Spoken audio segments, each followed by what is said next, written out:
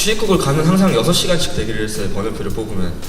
근데 웬일로 그 담당자분이 밑에서 저를 기다리고 계시더라고요. 아니, 인사를 하면 받아주지도 않던 분들이 대기를 하고 계시는 거예요. 그러니까 예, 같이 올라가실게요 하면서 3명이 붙었어요. 원래는 불인정이면 이런 서류를 하나 줘요. 그럼 거기에 이제 사유가 막 써져 있는데 그걸 안 주고 무슨 앨범을 주는 거예요. 법무부 딱 써져 있는 거죠. 와, 됐다. 행복한데 신나는 게 아니라 고마운 마음이 먼저 든 거지. 뒤에 선생님이 서 있고 이제 애들 기다리고 있으니까. 그래서 거기서 울면서 쌤한테 고맙다고 그러고 이제 학교로 갔어요. 학교로 갔는데 애들도 기다리고 있지만 기자님들도 기다리고 계시더라고요. 근데 이제 찍으려고 기다리신 분들도 계셨지만은 카메라를 치우시고 박수를 치면서 일단 네, 깜짝 놀랐어요.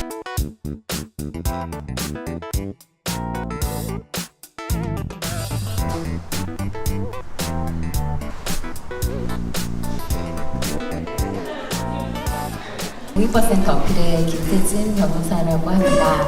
네. 저는 이란의 증원 김민혁이고요.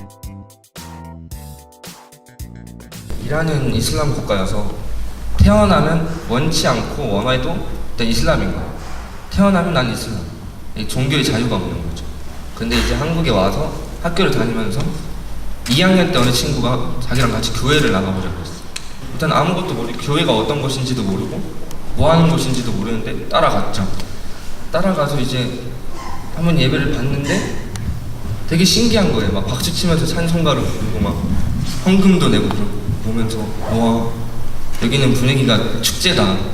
뭐 페스티벌을 교회에서 하는 그런 분위기였는데 그러다 계속 몇 주씩 나가면서 점점 설교 말씀을 듣고 믿음이 생기는 거죠.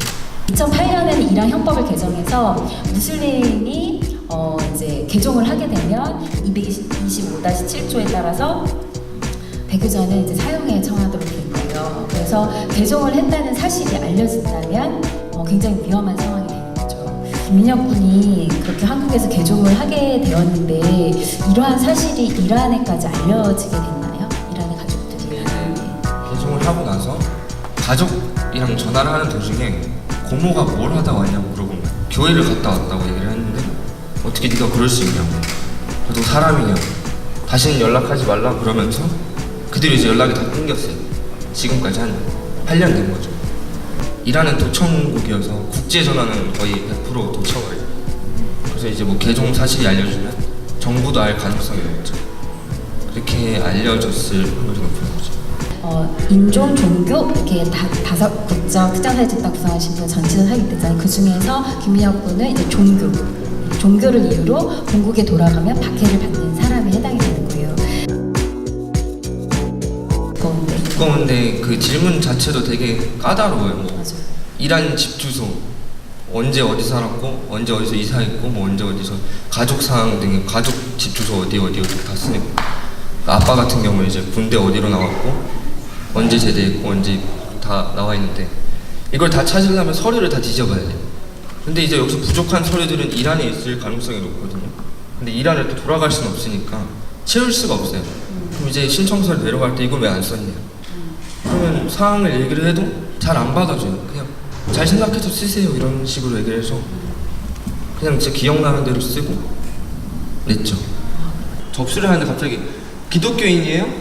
그럼 개종을 무슬림으로 갔다가 교회로 갔다가 교회에서 성당으로 가신 거네요?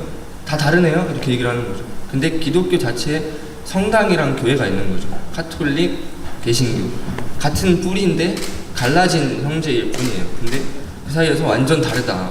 이건 또 다른 개종이다. 이렇게 얘기를 하면서 약간 접수 거부식으로 얘기를 하시는 거죠. 근데 그때 이제 선생님이 약간 화가 나셔가지고 왜 그 사람이 네가 얘기를 하세요? 약간 이런 식으로 얘기를 해서 다행히 넘어갔는데 그런 질문은 좀 무례하죠.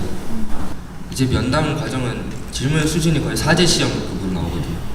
뭐 편하게 오라고 해요. 면담 때 편하게 와서 얘기하시면 돼요. 네 이러고 편하게 와서 뭘 물을지 생각도 못하고 가요. 그럼 갑자기 12제자의 이름을 대고 그래요. 그러면 아직 나이가 어려서 종교적 가치관이 없다는 이유였다는 거예요. 신청했을 때가 중학교 1학년쯤인데 나이가 어려서 넌 종교적으로 뭐 아는 게 없다 이런 식으로 얘기를 하는 거죠. 이게 나이가 어린 사람들은 그냥 진짜 놀러 교회를 나가나 이런 얘기인 거죠. 내가 얘를 도와주지 않으면 정말 앞으로 내 인생에서 큰 실수를 내가 하는 거겠구나라는. 저희 욕하고 선생님 욕하고 학교 욕하고 아주 욕을 많이 먹어서 오래 살아야겠어요.